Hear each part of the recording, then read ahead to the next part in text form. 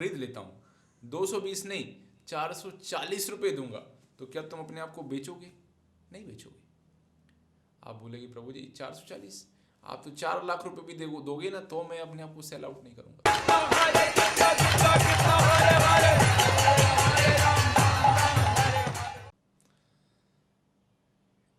एक बार एक व्यक्ति ऑफिस में जाता है और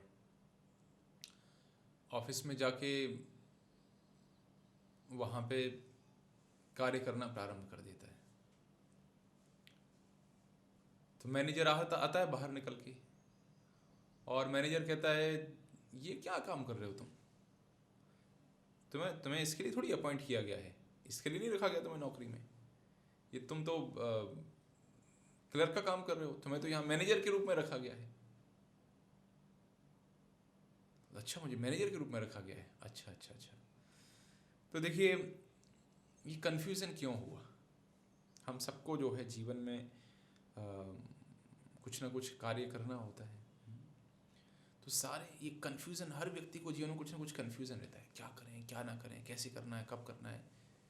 ये कन्फ्यूज़न का कारण क्या है? जैसे इस व्यक्ति को यहाँ एक भ्रम था, कन्फ्यूज़न था कि क्लर्क का काम करना कि मैनेजर का काम करना है। क्यों था ये?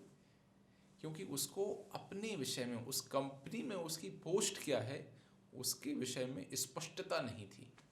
स्पष्टता क्या है? ऐसे ही जब जीवात्मा को इस संसार में कि उसकी वास्तविक पहचान क्या है, हाँ, जब इस बात की स्पष्टता नहीं होती है, तब ये व्यक्ति संशय में रहता है, भ्रम में रहता है, कंफ्यूज रहता है कि क्या करूं, ये करूं कि ये करूं कि ये करूं कि ये करूं कि वो करूं कि वो करूं। तो यदि हम इस कन्फ्यूजन से, इस संशय से मुक्त होना चाहते हैं, तो कोई भी व्यक्ति जो इस संसार में आया है उसकी सबसे पहली जिम्मेदारी है कि अपने विषय में जानने का प्रयास करे। हमारा दुर्भाग्य ये है, हम सबके विषय में जानते हैं, कौन सी मूवी सुपर डुपर हिट हुई, अभी कौन सा कैमरा ट्रेंड कर रहा है, कौन सी मोबाइल में क्या फीचर है उनके पास, कौन सी कार है, वो उसकी कितनी पत्नियां हैं, हमें सारे संसार की जानकारी है सिवाय अपने।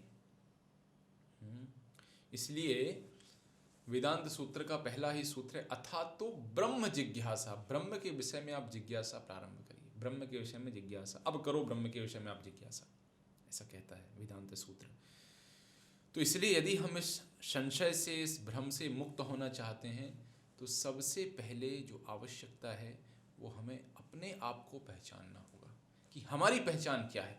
यहाँ से फिर सारी यात्रा यहाँ से शुरू होती है, जब हम अपनी पहचान के विषय में जिज्ञासा करते हैं।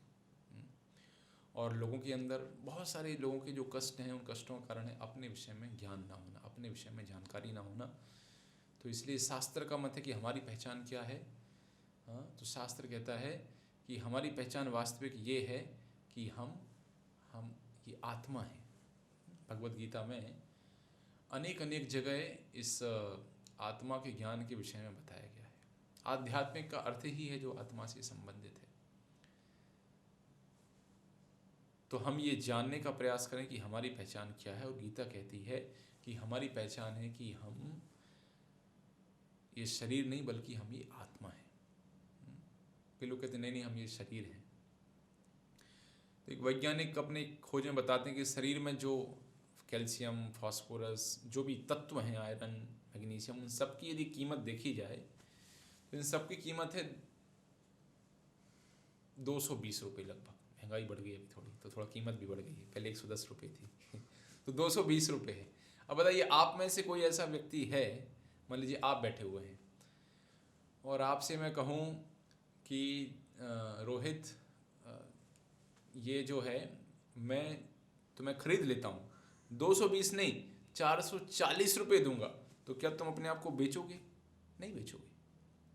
आप बोलेगे प्रभु जी 440, आप तो 4 लाख रुपए भी दोगे ना, तो मैं अपने आप को सेल आउट नहीं करूंगा, तो भी मैं अपने आप को नहीं बेचूंगा। तो शरीर की कीमत तो 220 रुपये ही है।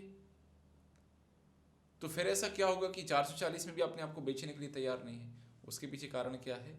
क्योंकि इस शरीर में ये जो हमारे हड्डी मांस मज्जा दिख रहा है, उससे भी ज़्यादा महत्वपूर्ण कोई तत्व है, उसको कहते हैं आत्मा, जो सारे शरीर को चलायमान करती है, जिसके कारण शरीर गति करता है, मूव करता है।